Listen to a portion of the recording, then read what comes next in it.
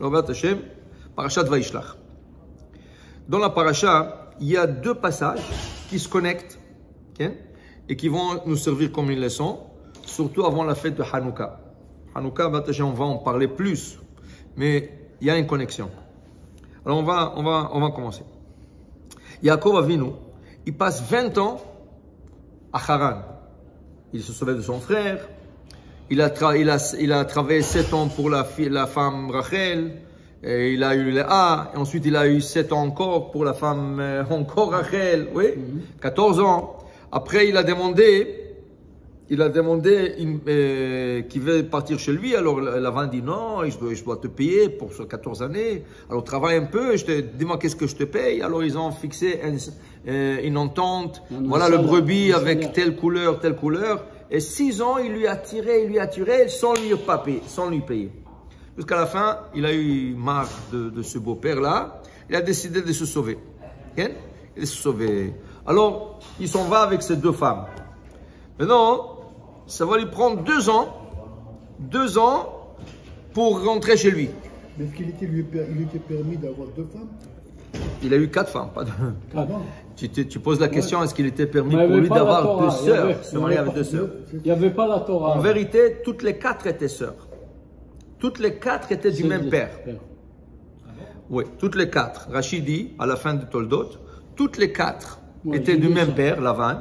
C'est 2 sœurs. Rachel et Léa de la même mère, et Zilpa et Bilha de la même mère. Donc, ils sont du même père et pas de la même mère. Ok? Alors, ils sont 4. C'est ça, 2 sœurs et 2 sœurs. Et Yaakov, il s'est marié. Mais bon, les autres étaient comme Shfachot, on va dire. Mais Rachel et Léa, c'est des sœurs. Alors, le Ramban, le Nahmani, il explique que le Avot HaKedoshim, Avraham, Yitzhak et Yaakov, eux, ils accomplissaient toute la Torah Kula. Toute la Torah, ils pratiquaient de ne pas manger non kosher, de garder le Shabbat, tout ce que tu veux. Seulement, ils faisaient très attention en Israël. Hors d'Israël, quand il y avait une nécessité, alors, comme ils n'étaient pas dans l'obligation, alors ils faisaient ce qu'ils devraient faire. Donc, Yaakov, il se marie avec 2 sœurs, mais hors d'Israël, pas en Israël. Mais quand il va revenir cette semaine dans la paracha, qu'est-ce qui va arriver? Puisqu'il doit rentrer en Israël, malheureusement, Rachel décède. Pour qu'il ne rentre pas dans le territoire d'Israël avec 2 sœurs que la Torah a interdit, et que lui et son père et son grand-père ont fait toutes les mitzvot sur la terre d'Israël. Ok? Donc Rachel décède juste 1 kilomètre avant de rentrer en Israël. 1 kilomètre. Maintenant, ça va lui prendre 2 ans pour rentrer chez lui. 2 ans, parce qu'avant, ça lui a pris une journée. En une journée, Kfitzat Aderech, de Canaan à Haran, une journée. Maximum, dit Meham Loez, maximum, si une personne n'a eu pas ce miracle et elle aurait marché, cette personne aurait parcouru la distance Canaan-Haran 17 jours. Maximum. Là, ça lui prend 2 ans. 24 mois. Et pourquoi? Ah, Bléa Inara. 4 femmes, 11 garçons, une fille, de bétail, des troupeaux, des chèvres, des vaches, des chameaux, des serviteurs. Ah, Machane, Gadol. Un grand camp. Okay? Alors, ça, il faut marcher doucement. Tu ne vas pas courir. Alors, vous savez, il va s'arrêter stationné en route. Il va s'occuper du troupeau. Ils vont paître un peu dans la montagne, tout ça. Rien ne presse. Rien ne presse. 2 ans comme ça. Alors, 22 ans, il s'est absenté de la maison. Maintenant, le soir, le jour avant de rentrer en Israël, il sait déjà que son frère l'attend. Comment il a su ça? Hein? Alors, qu'est-ce qu'il fait? Il l'a envoyé. Alors, lui, il ne sait pas. Il a fait. Alors, il a envoyé les anges. Il ne sait pas. Il ne sait pas qu'est-ce que le frère planifie. Est-ce qu'il a déjà oublié après 22 ans? Est-ce qu'il veut le tuer? Est-ce qu'il veut faire la paix? Il ne sait pas. Donc, Vaishlach, la paracha commence. Vaishlach Yaakov Malachim. Il envoie des messagers. Rachid dit des vrais messagers, des vrais anges. Okay? Pourquoi? Parce que personne n'allait voulu rencontrer un Esav. Tu veux pas, rien que le voir, tu fonds. Rien que le voir. Alors, personne ne voulait aller. Alors, il a envoyé des vrais anges. Ils sont partis. Qu'est-ce qu'il dit? Non, lui, 22 ans, il n'a pas oublié, mon frère. Il n'a pas oublié qu'est-ce que tu lui as pris la Bechora, la droit de naissance, et tu lui as pris les Berachot. Lui, il est là pour te tuer. Il t'attendait. 22 ans, il t'attendait. Là, Yaakov, il dit qu'est-ce que je vais faire avec les femmes, les enfants et tout ça. Il fait toutes sortes de stratégies. Il planifie le camp, comment il va être. Les servantes en avant, Léa en arrière, et Rachel en arrière de ça. Ensuite, des cadeaux. Ensuite, des prières. Il se prépare. Il se prépare. Okay? Et là arrive le jour, le lendemain, arrive le jour. Et il va. Qu'est-ce qu'il fait? Il prend sa fille Dina. Il a 11 garçons, une fille. Il prend la fille Dina et il la met dans une boîte. Comme a fait Abraham pour Sarah. Quand Abraham est rentré en Égypte, il avait peur qu'on lui prenne sa femme. Qu'est-ce qu'il fait? Il prend Sarah et la met dans une boîte pour la cacher. Et dès qu'il passe la douane, il voulait pour qu'elle sorte, mais c'était trop. Ils ont demandé le taxe. Qu'est-ce que vous avez à déclarer? Rien. Ouvrez la boîte. Ils ont trouvé, une belle femme comme ça, c'est rien que pour le roi. Ils lui ont pris. Yaakov, lui, qu'est-ce qu'il fait? Lui, il cache Dina. Il cache Dina. Alors, dans la paracha, c'est écrit, il a traversé la rivière et il a traversé les 11 enfants. Achadassar Yeladav. Okay? Achadassar Yeladav. Et Rashi pose la question, Vedina Achanaita. Bon, 11 garçons, mais il y a une fille là. Alors, pourquoi la Torah ne parle pas de la fille? Alors il dit ici, Dina Natna Beteva, il lui a mis dans une boîte, okay? Et pourquoi? Venaal Befanea, il a même un cadenas. Verrouillé, il a mis le cadenas sur la boîte. Shelo iten ba Esav enav, pour que Esav n'a pas d'idée de la marier. Ok? Et il dit ici, Velekach ne'enash Yaakov sheman'a me'achiv, shema tachzerenu lemotav. Venafla biad Shechem et biad Shechem. Yaakov, il ne veut pas que peut-être son frère, il va lui dire, tu sais quoi, j'ai envie de marier ta fille. Regarde, une seconde. Quel âge il a Yaakov en ce moment? On sait qu'il est arrivé à Haran à l'âge de 77 ans. 77 ans. Il a travaillé 14 ans pour les femmes. Ça fait 84. 84. 99 ans. Et 70 ans. 70, pardon. 77. Il a travaillé 7 ans, ça fait 84. Plus 7 ans, ça fait 91.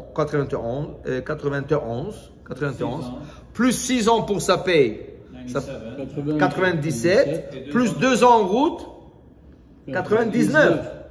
Okay? Il avait 99. Bon. Allah, quel âge il a eu? Quel âge il a eu comment on appelle ça? Dina. Quel âge il a eu Dina? 15, 70. Et là, peut-être 7 ans. Dans cette histoire, il a peut-être 7 ans. C'est l'avant-dernière qu'elle est née. Yosef, il avait 7 ans. Alors, il a eu peut-être il était plus âgé que lui, 1 an, 7 mois, dit de Ramban. Peut-être il a entre 7 et 8 ans. C'est un bébé, et l'autre, il a 100 ans. Si, c'est ça. Si Yaakov, il est âgé de 99 ans, et ça, c'est un jumeau, c'est 90 ans. Alors Yaakov, qu'est-ce qu'il a peur? Que son frère, qui a 19 ans, lui dit, tu sais, est-ce que je peux marier ta fille de 7 ans? Bon, à cette époque, c'était pas quelque chose de bizarre. Car tu vois qu'il y a Yaakov, okay, et il s'est marié avec les 2 sœurs, Rachel et Léa, quand elles avaient 7 ans, ou selon le Midrash, 14 ans, selon ces Midrashim Chaloukim, c'est 2 Midrashim différents, mais lui, il avait déjà 99. Okay? Non, lui, il avait 77, et 84 plus tard, 84. Et Yitzhak a marié Rivka à 40 ans, elle avait 3 ans. Alors c'est bon, 99 ans, c'est avancé, mais tu sais. Il n'y avait pas de relation jusqu'à. C'est exact. 12 ans. Et si Esav, il est encore capable de faire la guerre et tuer son frère, ça veut dire que c'est pas un jeune homme de 99 ans, c'est un soldat encore. Okay? Alors Yaakov, il a peur de cette proposition. Qu'est-ce qu'il fait? Il bloque Dina dans une boîte. Et il dit, Loïten ba'enav, je ne veux pas qu'il la voie même pas, pour qu'il n'aura pas à rentrer dans cette discussion. Akadosh Baruch Hu s'énerve. Il dit comment? Ton frère, au moins, il est juif. Il n'est pas juif, hébreu. Okay? Alors, toi, tu ne veux pas la donner okay? Quelqu'un de la famille. Alors, elle va tomber entre les mains d'un goy. Shrem ben Hamor. Il aurait pu sauver ça. Voilà. Il aurait pu le Et dans changer. cette paracha, on arrive. Et dans cette paracha, elle est abusée par un goy. Et qu'il fallait faire toute une guerre contre cette ville pour la lâcher, pour la relâcher et tout ça. Dis-moi, est-ce qu'il y a quelqu'un au monde qui est super religieux, un navi, un patriarche, qui va donner sa fille à un rachat? Et ça, c'est un rachat. C'est un tueur, c'est un voleur, c'est un commetteur d'adultère, tout ce que tu veux, tous les titres que tu veux lui donner, tu peux lui donner.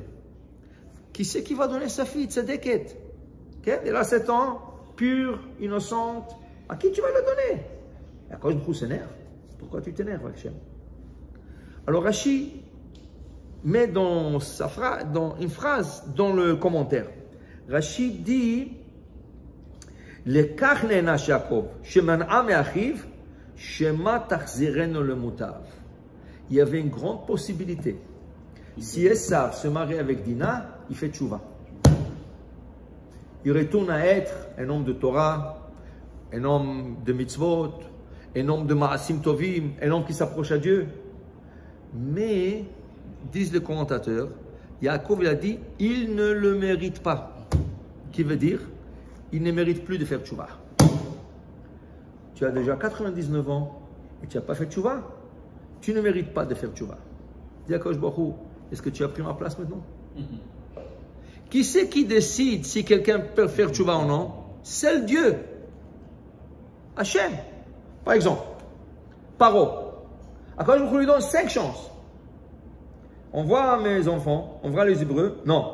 Dame, il reçoit la plaie de sang. On voit mes enfants, non. Sfardeya, il reçoit la plainte de grenouilles. Oh, non, l'époux, okay? Le vermine. Okay? 5 premières plaies, Akadosh Baruch Hu dit, non. À la 6e plaie, Akadosh Baruch Hu dit, tu sais quoi? Maintenant, même si tu veux les envoyer, je ne te laisserai pas. Vayachbe de Klev Paro. Il a endurci le cœur. Pourquoi? Hachem a décidé, je t'ai donné 5 chances et tu m'as refusé. Maintenant, même si tu le veux, je ne te donnerai pas la possibilité de faire tchouva. Mais ça, c'est Hachem. C'est Hachem qui décide à qui il accepte et à qui il n'accepte pas. Normalement, il accepte tout le monde. Voilà, il lui a donné 5 chances. Alors toi, tu viens, Yaakov, ça veut dire patriarche Yaakov, dit Hachem, toi tu viens et tu dis non, je ne lui donne pas. En cas qu'il demande Dina, je ne lui donnerai pas. Parce qu'il y a une grande possibilité qu'il fasse teshuva et qu'il ne la mérite pas de faire teshuva. Mais qui tu es? À côté de Dieu. Okay? À côté de Dieu, c'est notre patriarche. Nous, c'est notre père. Okay? Mais tu n'as pas le droit de le dire. Donc, tu ne voulais pas que ton frère fasse teshuva. Alors c'est un goy qui va l'apprendre. Waouh! Quand je vois Medagdek qui m'a tzadikim, quand je vois il est méticuleux avec le tzadikim, Kechut Asara, même à l'épaisseur d'un cheveu. Il y a un cheveu. Mais Esav, il a étudié avec son père. Bien sûr. Et Esav, il a respecté son père. Mais il était un rachat. Il roulait son père, il dit, papa, comment on donne le maaser du Teven, du maaser du Melach, et toutes sortes de bêtises. Mais il aurait une chance de retourner à Butcheva. Maintenant, regarde. Il étudiait, mais n'appliquait pas. Voilà. S'il aurait fait tchouva, on n'aurait pas eu des inquisitions. On n'aurait pas eu l'expulsion d'Espagne. Okay? Tous ces enfants, tout ce que les goïms nous ont fait, c'est des enfants d'Esav. Tout le programme. L'Allemagne, c'est qui? C'est les enfants d'Esav.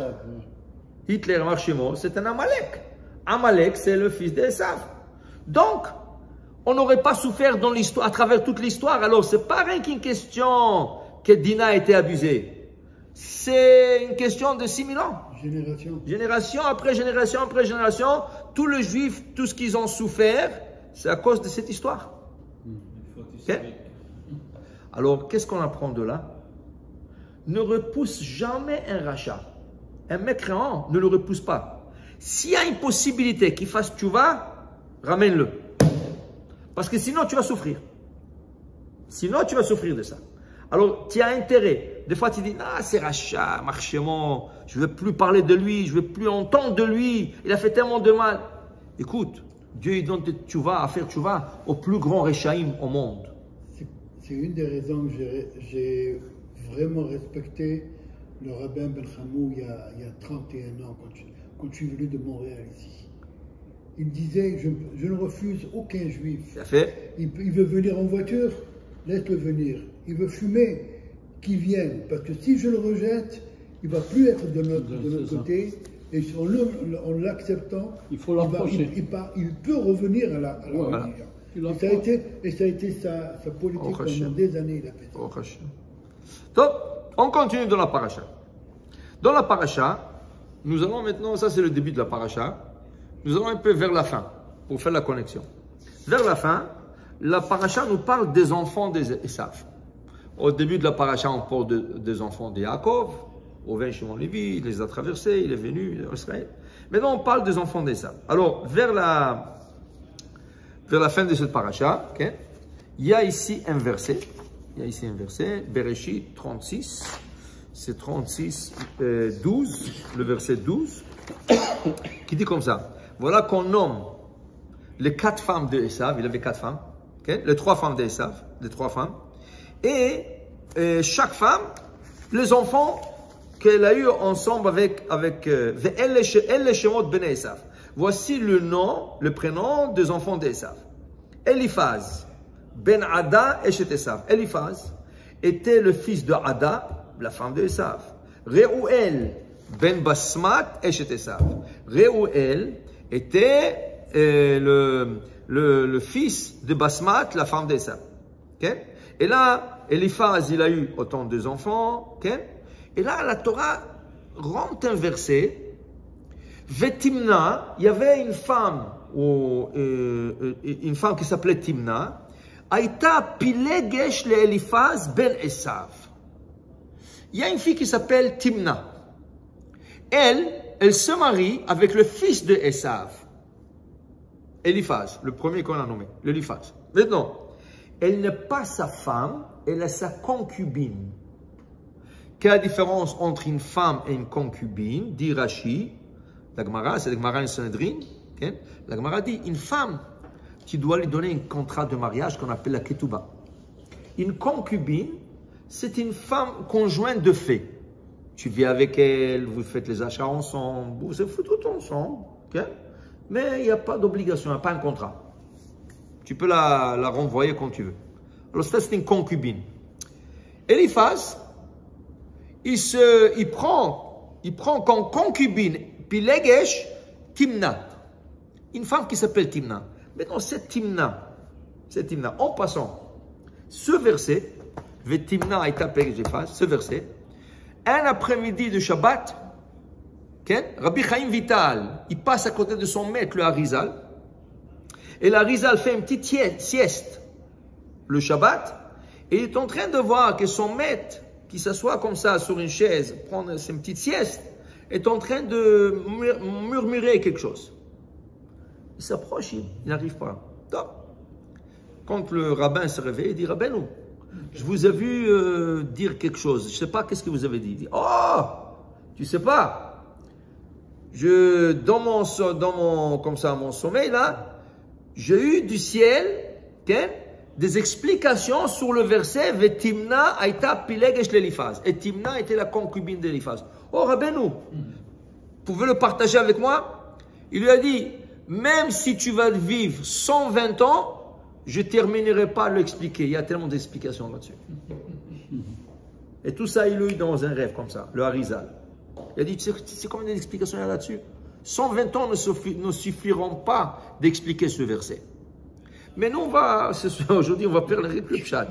On va faire le pshat. On ne va pas rentrer dedans. Si le Rabbi Chaim Vita n'est pas capable d'absorber ça, alors regardez. Cette Timna, pourquoi la Torah en parle? Qu'est-ce que ça me regarde si elle était concubine ou pas concubine? Dit Rashi, Leodia, Gedulato shel Avraham Avinu. Ce verset, il vient justement pour te dire la grandeur et l'importance d'Avraham Avinu. C'était une princesse, elle. Il a fait. Dit, Kama Yud Vekim le Dabek Bezor. À cette époque, des grands princes, princesses, rois, ils voulaient absolument se marier avec la famille d'Abraham. Regarde, Paro. Comment on a eu Agar dans notre système là? Comment? Parce que Sarah a été prise.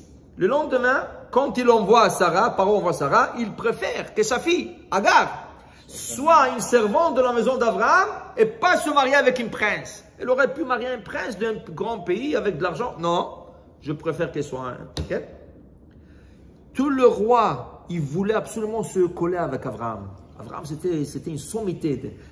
Comme ils disent après la guerre de Sodome, Nessi Elohim ata betochenu. Tu es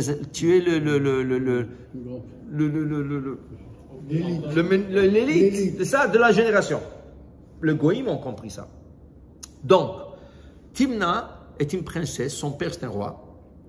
Elle vient chez Abraham et Sarah. Shalom aleichem, aleichem shalom. S'il vous plaît, j'aimerais me convertir. Maintenant, Abraham, il convertissait plein de gens. Alors, les gens qui venaient manger chez Abraham, qu'est-ce qu'ils leur disaient? Faites-le, vous n'avez pas besoin de payer pour le repas. Un repas royal, de viande, tout ce que tu veux. Pas besoin de payer. Rien que dites merci à Hachem, à Dieu. Dites-le merci à Hachem pour ce que tu as. Dieu, qui c'est Dieu? Quel Dieu? Il y a plusieurs. Non, non, il y a un seul. Et là, il leur explique jusqu'à qu'ils se convertissent. Okay? Après, Sarah et Méno, de son côté, prend les femmes. Alors, ils convertissaient. Ils ont fait des milliers de convertis. Vient Timna et se présente. Je suis une princesse. Voilà mon père. Je viens de ce pays et j'aimerais bien me convertir. Abraham dit, Echila, mais non. On est plein. Plein. Il n'y a pas de limite. Il n'y a pas de limite. Elle vient chez Sarah, non.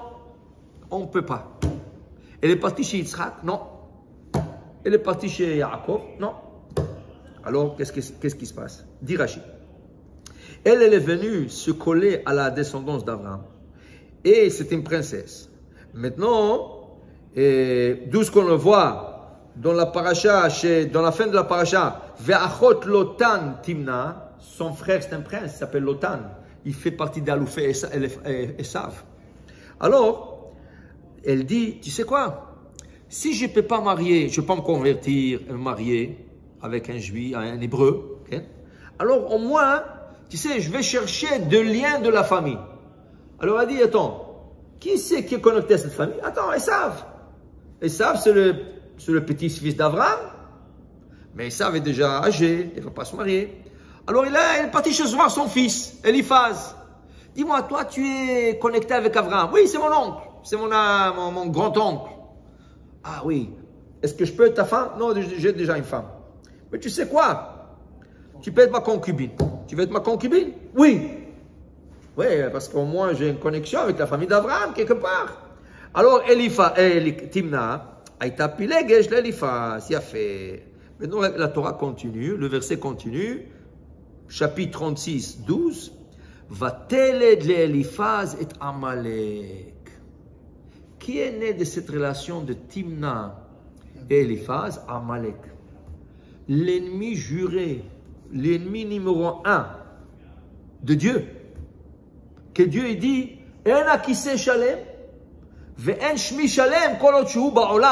tant qu'il existe ce bonhomme dans le monde, et sa descendance existe dans le monde, mon tronc céleste n'est pas complet. Kiya dal kes ya. Kes, c'est pas écrit qui c'est. Ya, c'est pas écrit à Monaï, Yudke Vavke. Dit Hachem, tant que lui, il existe dans le monde et sa descendance, il n'y a pas d'unité, il n'y a pas de complet dans ce monde. Maï, qu'est-ce qu'il a fait? Quand Bnei Israël sont sortis d'Égypte, il a voyagé 1600 km à pied. Il a entendu que les Juifs, il y a les plaies là, le sang, les grenouilles. Il savait qu'Am Israël, il allait sortir d'Égypte. Il a commencé à voyager de son pays 1600 km et il arrive dans le désert où stationne Am Israël pour Vayavo Amalek, Vailachem Israël Birfidim. À un endroit qui s'appelle Refidim, il vient pour tuer et combattre Israël. Et là, Moshe reçoit l'ordre, c'est Ilachem Amalek, sors et bats-toi avec Amalek. Et là, Hachem jure,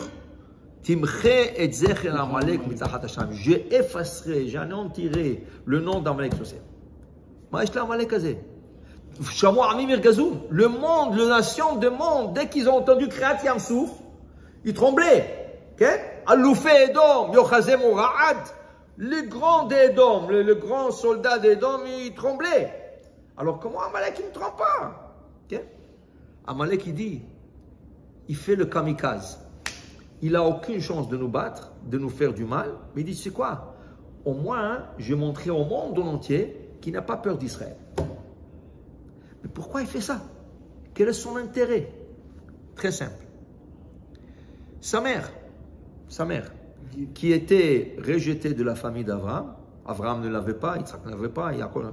Alors il dit, je me marierai quelqu'un avec même Esav ne l'avait pas. Alors Eliphaz ne l'avait pas, mais concubine la prend. Et là, il y a un enfant qui s'appelle Amalek. Toute la journée, tu sais, les Juifs sont mauvais. Qu'est-ce qu'ils font les terroristes à Gaza? Un roi. Hein? Un roi. C'est ça. L'éducation de roi. C'est ça. Les Juifs sont mauvais, il faut tuer les Juifs. Tu sais, le petit, il a été pompé avec une haine contre Israël. C'est exactement ce qui arrive à Gaza et tous ces pays. Okay? Ouais. Et là, il entend Israël va sortir de l'Égypte. Ils vont plus des esclaves. Non, je vais leur montrer. Il n'a aucune chance, mais ce n'est pas grave. Je vais refroidir le bain. Le bain chaud, bouillant, okay, que le monde en perd d'Israël, je vais le refroidir aux yeux des autres. Mais on aurait pu sauver tout ça.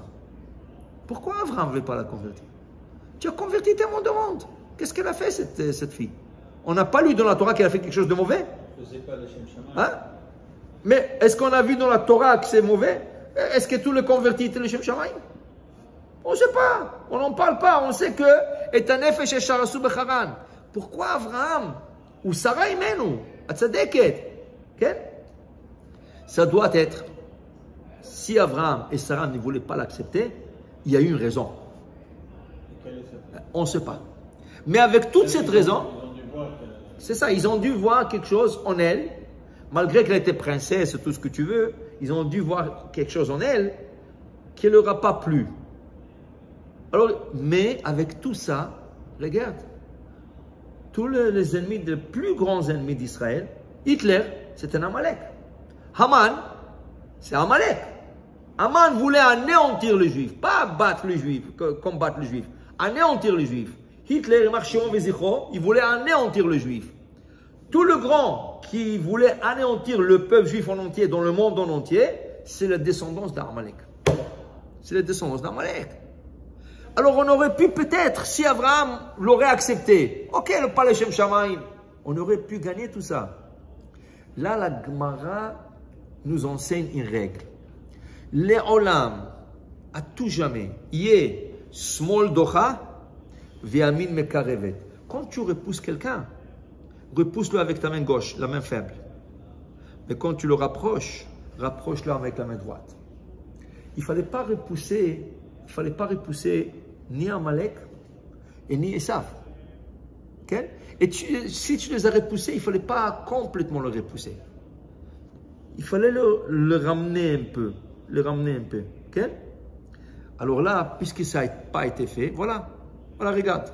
L'histoire de Yoshua. Le christianisme et tout ça qu'il a fait. C'est quoi l'histoire?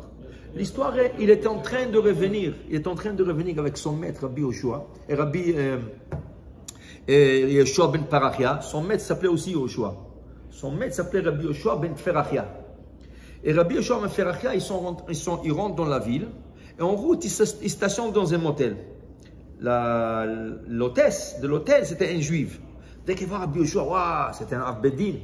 C'est un grand Dayan, c'est un grand sommité. Tout de suite, elle dresse une table, elle leur sort à manger, du vin, de tout ça. Alors il dit, le maître, Rabbi Yoshua ben Peracha, il dit à Yoshua, il dit, est-ce que tu vois que cette femme, combien elle est bien, tout ça? Et alors, qu'est-ce qu'il lui répond? Ben non, regarde les yeux, ils sont louches, comme ça, elle louche avec ses yeux. Regarde le nez qui est comme ça. Alors, il dit, excuse-moi, ça veut dire, toi, tu as compris que je parlais du physique de cette femme. Moi, je dis qu'elle est bien. Ça veut dire qu'elle est gentille, comment elle nous sert, comment nous... Elle est serviable. Et toi, tu pensais que j'ai regardé la femme? Il dit, je te mets en quarantaine, sors d'ici. Il lui a mis en quarantaine. Tout de suite, il a accepté. Il n'avait pas le choix, le maître, lui, c'était l'élève. Il a accepté une quarantaine, il est parti. Il est resté 40 jours enfermé chez lui. Il revient. Il vient demander pardon à son maître.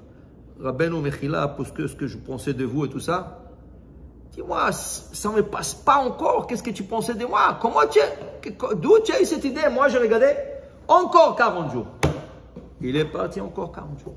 Il revient pour une deuxième fois. Et là, la Gemara dit, toute cette partie de la Gemara a été censurée, a été coupée par l'Église.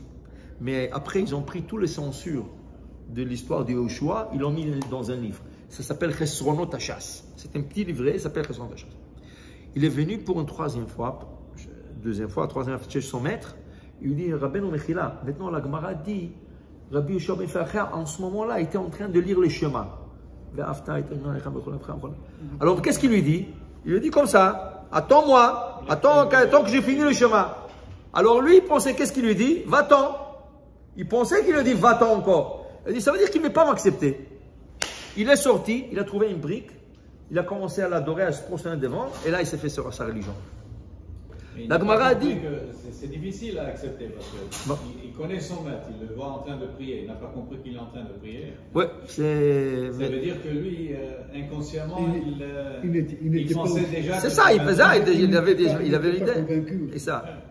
Alors pour te dire, regarde, il a été repoussé. S'il n'aurait pas repoussé la deuxième fois, il dit, hé, la prochaine fois... Hein? Voilà, la Gemara.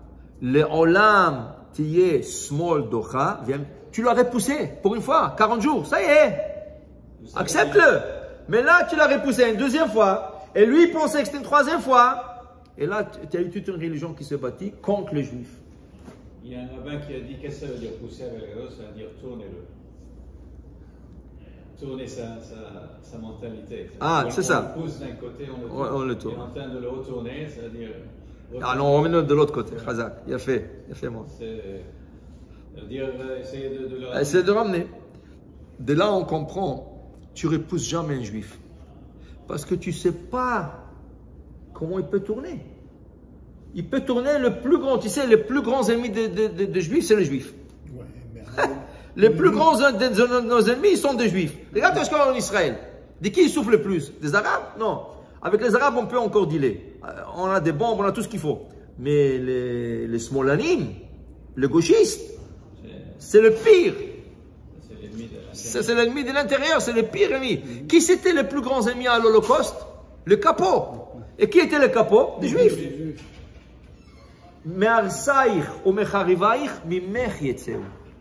Le destructeur d'Israël sortant d'Israël, du peuple juif. On dit qu'il n'y a pas plus anti-juif que le juif. Ouais. Regardez Igmara. Regardez. Avec les gauchistes. Ouais. On voit ça aujourd'hui. Regardez Gemara. La Gemara dit comme ça. La Gemara dit que quelqu'un, la Gemara dit comme ça, dans le Shabbat, la Gemara dit, il y a un goy qui est venu chez Shammai. Il dit, monsieur le rabbin, est-ce que vous pouvez me convertir? Okay. Et il dit ici, convertir, pourquoi? Il dit, mais j'aimerais me convertir sur un pied. Donnez-moi un principe, sur un pied. Un principe, c'est tout.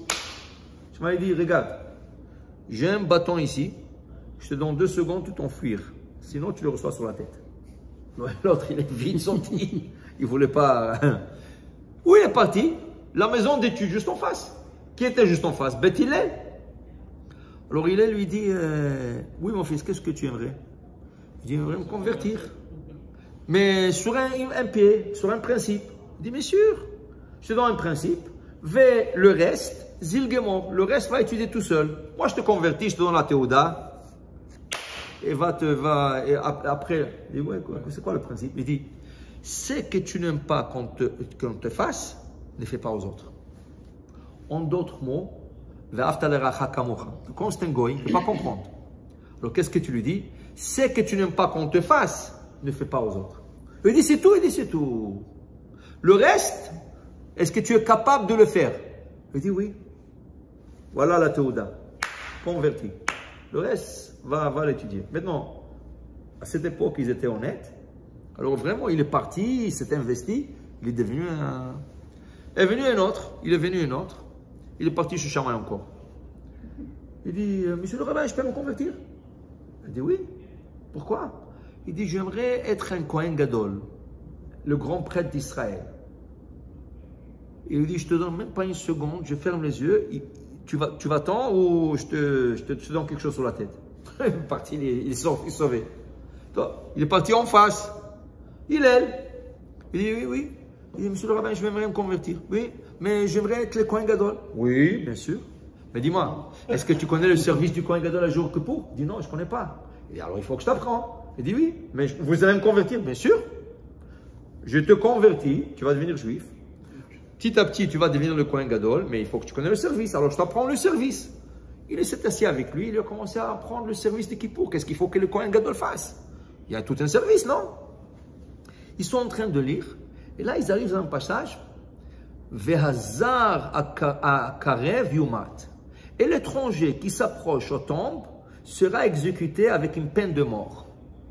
Alors le gars il regarde, c'est qui c'est cet étranger-là? Il dit, ce étranger-là, Afilou David Melech Israël. Même David Amelech, s'il rentre dans le temple pour faire un service, on le tue. Le roi David, pourquoi? Il dit, parce qu'il n'est pas Cohen. Celui qui n'est pas Cohen n'a pas le droit de servir. Il dit, monsieur le rabbin, ça fait quelques mois qu'on en prend ensemble, et vous m'avez promis de faire un Kohen Gadol. Mais là, vous me dites que même David Amelech, le roi David, ne peut pas. Alors comment je vais devenir? Il dit, je ne sais pas. Il dit, ah non. Alors ça veut dire, je ne peux pas être Kohen Gadol. Il dit, non. Il dit, mais vous savez, la religion juive me plaît. Alors il est resté juif. Il est resté juif. La Gemara dit, un jour, les deux goïms se sont rencontrés. Alors un dit à l'autre, ah, tu es devenu juif? Il dit, oui. Et toi, juif? Oui. Il dit, qu'est-ce qui t'a converti? Il dit, quel tzaddik? Ah, un amour de rabbin. Un amour. Il dit, ouais, c'est un tzaddik, je l'adore ce rabbin. Il dit, mais en passant, tu sais, j'étais de l'autre maison. Celui-là, il avait un bâton, il voulait me frapper sur la tête. Il dit, oui, moi aussi. Il dit, regarde, si on serait parti, on ne serait jamais devenu juif. Mais c'est grâce à ce rabbin qu'on est devenu juif. Là, on comprend un passage dans Pirkei Avot. Dans Pirkei Avot, il dit, il dit,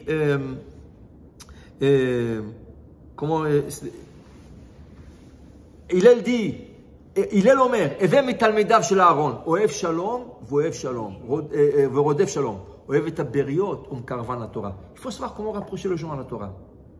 Même un goy, il faut savoir comment le rapprocher. Okay? S'il y a quelqu'un qui vient parce qu'il est tombé amoureux d'un juif, ou une juive qui est tombée amoureuse d'un goy, là tu sais que ça ne marche pas.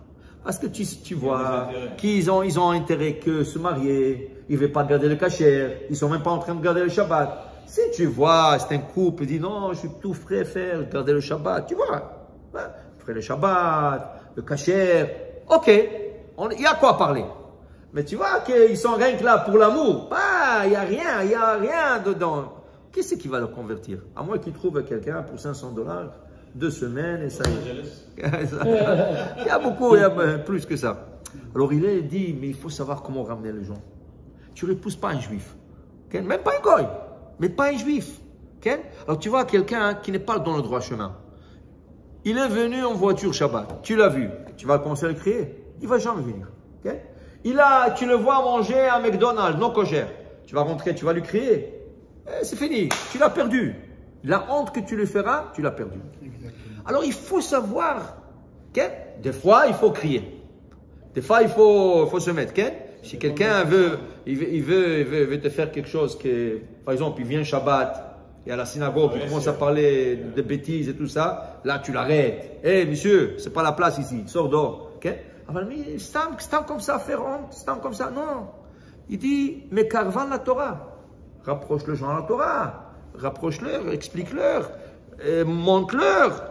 Et avec ta gentillesse, tu pourras le... Malheureusement, je pense qu'on a trop tendance à repousser le monde qui n'est pas comme nous. Ça dépend. Oui ou non? Par exemple, je le vois à la synagogue, des fois, quelqu'un, il vient pour une fête, une bar mitzvah ou quoi que ce soit, il vient avec un téléphone. Ouais, regarde. Non, ça c'était manque d'éducation. Regarde. Tu sais, en Israël, il y avait un avocat. Il est en train de défendre son client. Du coup, son cellulaire commence à sonner. Le juge, en une seconde, il lui fait comme ça, une motion, 500 shekels d'amende. Pour le manque de respect à la cour. Dis-moi, tu rentres dans une cour, mais la vibration. Tu rentres dans une synagogue, tu as un téléphone, ça va, c'est ton problème. Mais la vibration, en plus... Avec les cigares qui sont... Ouais, non, en plus de ça, il y a des gens, non seulement qui avec le cellulaire qui vient à la synagogue Shabbat, ils commencent à prendre des vidéos, une bar mitzvah. Dis-moi, ça va pas? Ça, c'est question d'éducation ou question de je m'en foutisme? Non, c'est mon foutisme. Dis-moi, tu sais, c'est une synagogue. Non, tu n'es c'est pas. l'éducation. C'est bien sûr. Mais tu n'es pas né hier. Tu sais que le cellulaire, c'est interdit. Alors comment tu prends des... C'est pour ça que j'ai dit, parfois, on est un peu trop envers ces gens-là. Il faut essayer de les prendre et de leur expliquer. Et de leur expliquer. Tu sais quoi le problème? Des fois, tu leur dis gentiment. Il y a des gens qui leur disent, c'est Shabbat. Oh, mais qu'est-ce qu'il te répond? Mêle-toi de tes affaires. Voilà, quand tu réponds ça, ça veut dire que tu n'as aucun respect. Alors qu'est-ce que tu veux? Là, à ce moment-là, tu le mets dehors.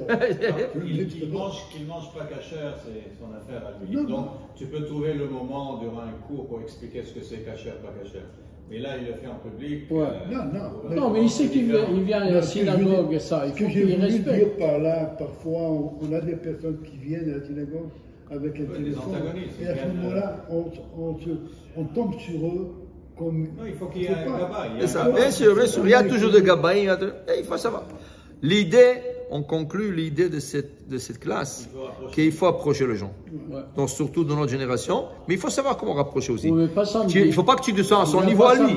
Mais pas samedi, tu sais que les gens... Exactement, sans compromis. Il faut savoir comment rapprocher gentiment, leur montrer. Tu sais, mon Rosh Yeshiva disait toujours, quand tu vois un étranger rentrer à la synagogue, surtout qu'il n'a pas de kippa, tu cours vers lui, vous voulez un kippa, voilà un sidou, vous voulez une place.